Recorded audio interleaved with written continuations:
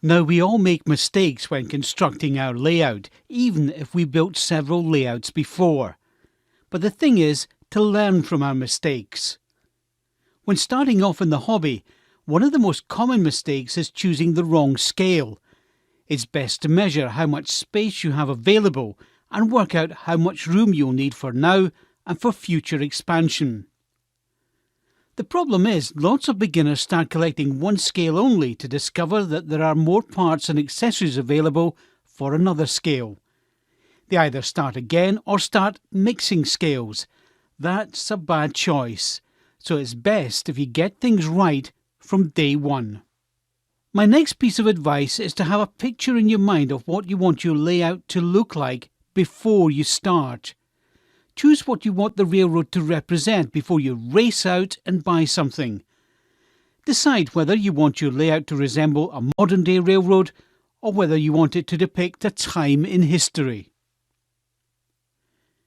Do you want to operate steam engines or diesel locomotives?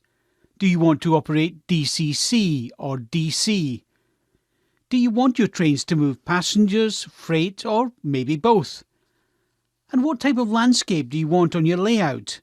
Mountains, farmland, a cityscape, or maybe a small town? Think carefully about what you would like to include and what will work best in the space you have available. What sort of buildings or bridges do you want to include?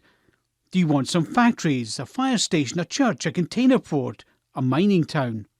The list of possibilities is endless. Do you want your layout on one level or maybe multi-levels, or possibly the space is better suited to a shelf layout? What track configuration would work best? Maybe a figure-of-8 design, a point-to-point track, a twice-around layout, or a dog-bone design? Do you want a main line with maybe a branch line? Do you want to include sidings or perhaps a storage yard or turntable? As you can see, there are plenty of options to consider before you get started, and it's best to visualize how the finished layout will look before you get started. Research and planning can be really enjoyable if you go about it the right way. Also, careful planning can save you money and frustration later. As an example, a common mistake is to construct gradients that are too steep.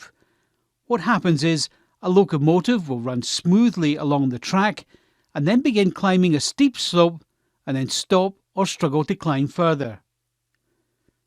If your gradient is going to be seen, then keep it down to about 2%. If your gradient is hidden from view, like inside a mountain or on a helix, you can perhaps use a steeper gradient. The weight ratio on a model train layout actually allows for a much steeper gradient than you would find used on a full-size railroad. You probably won't be operating 100 car trains like you might see on a real railroad, so your model trains can usually be expected to climb steeper gradients. Problems also occur when track curves are too tight.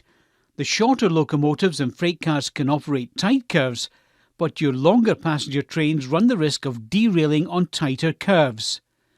From my experience, it's best to do plenty of planning and test everything before you fix down the track.